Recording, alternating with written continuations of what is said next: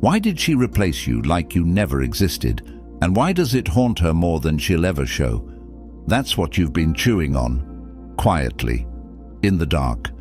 That question that stings like alcohol on an open wound. How could she move on so fast?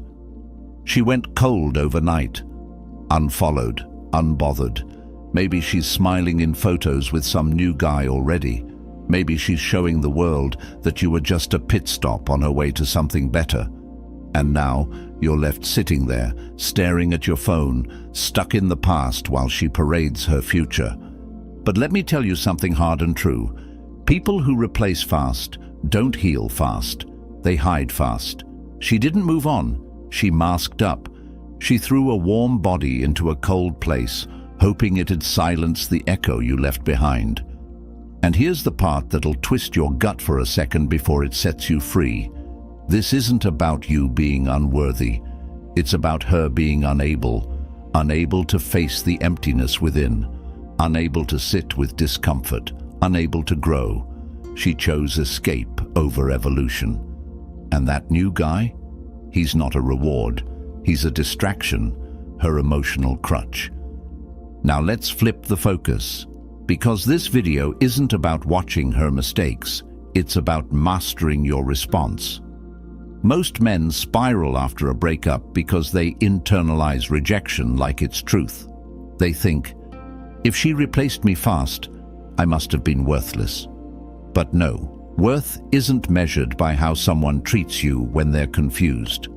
Worth is proven by how you rise when no one believes you will.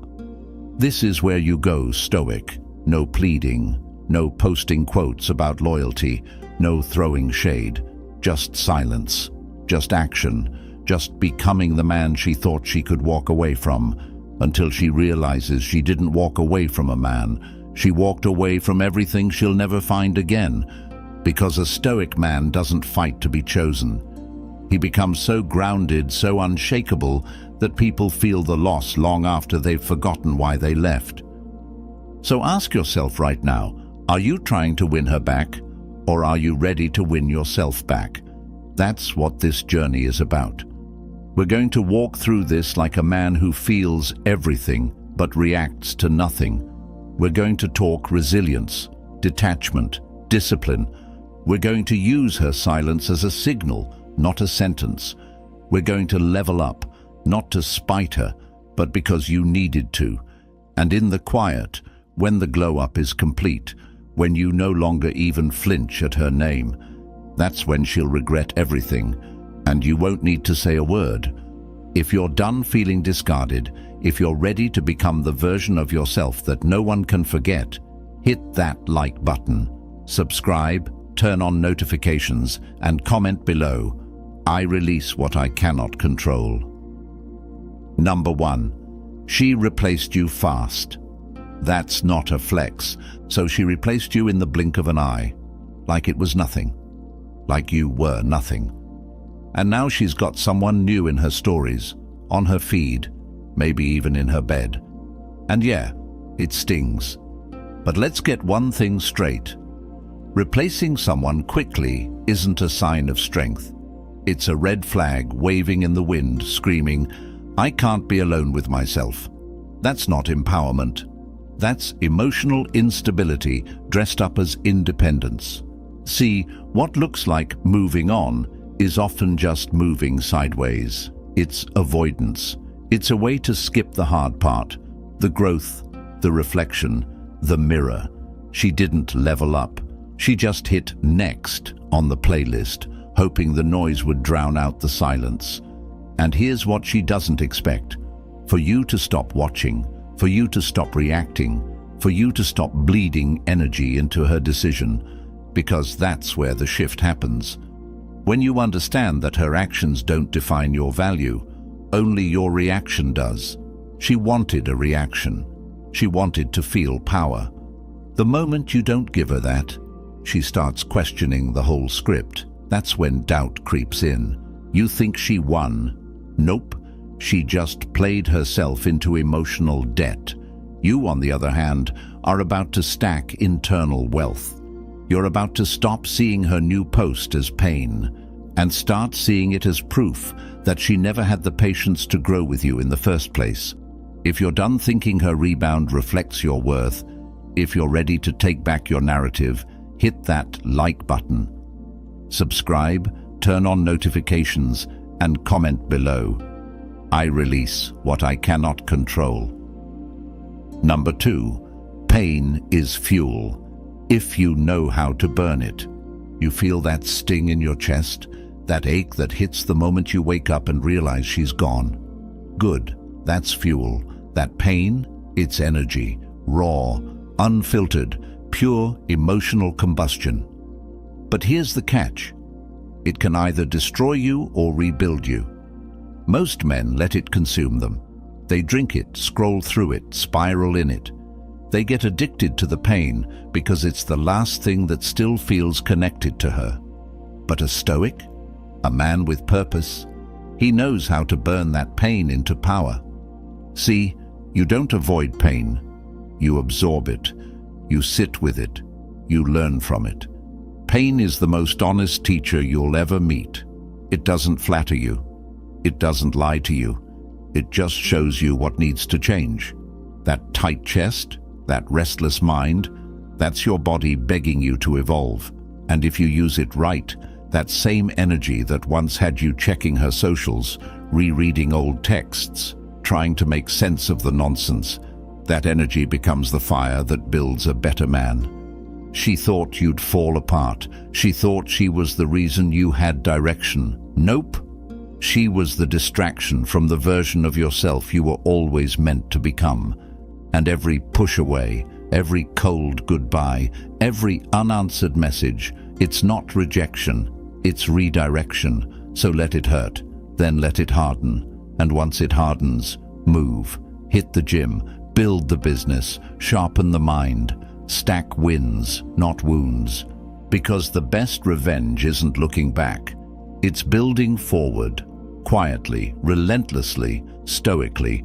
If you're done letting pain run wild, if you're ready to turn it into fire and forge your next chapter, hit that like button. Subscribe, turn on notifications, and comment below.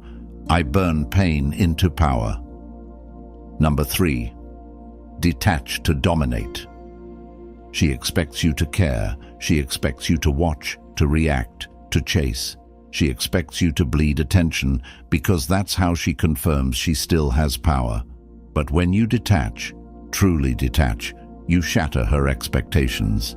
And nothing shakes a person more than losing control over the one they thought they owned emotionally. See, detachment doesn't mean you don't feel. It means you don't flinch. It means you've trained your mind to stop being a prisoner to impulse. You don't check her page. You don't ask around. You don't respond to breadcrumbs. You just exist in silence, calm, focused, unavailable. And in a world addicted to validation, your absence becomes the loudest thing in the room. Stoicism teaches this. If it's outside your control, it's not your concern. Her rebound, her games, her public smiles and private confusion, not your problem. Your only mission is control of yourself. Because when you master detachment, you don't just regain your peace, you become dangerously attractive, not because you're trying to be, but because you no longer need to be. She'll start to feel it, first as confusion, then discomfort, then regret, because nothing haunts someone more than realizing the person they discarded no longer reacts. And by the time she figures it out, it's too late. You've moved into a version of yourself that isn't chasing closure, it's chasing greatness. Detach not to punish, but to protect, to rise, to dominate your own life. If you're done being emotionally available to someone who already left, if you're ready to become untouchable through silence, hit that like button. Subscribe, turn on notifications, and comment below. I control what I give my energy to. Number 4, her silence is a test, not a sentence. She stopped texting, she stopped calling, she ghosted, blocked, or just faded out like the past didn't exist.